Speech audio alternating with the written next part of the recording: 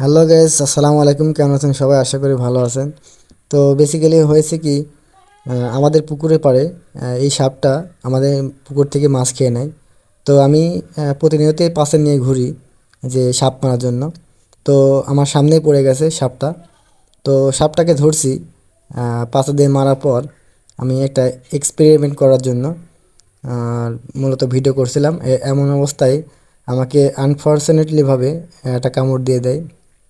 তো এই সাপের যেহেতু বিষ নেই, আমি জানি, এই জন্যই সমস্যা নেই।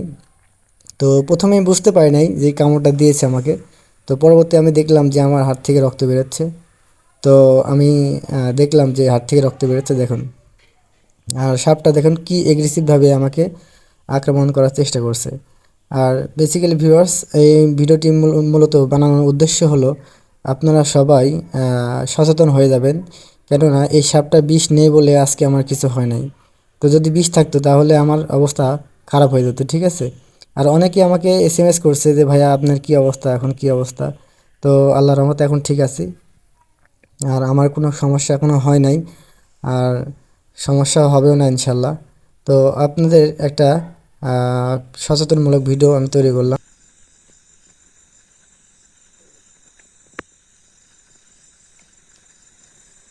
তো সমস্যা নাই, ঠিক আছে, এটা নর্মাল একটা বিষয়।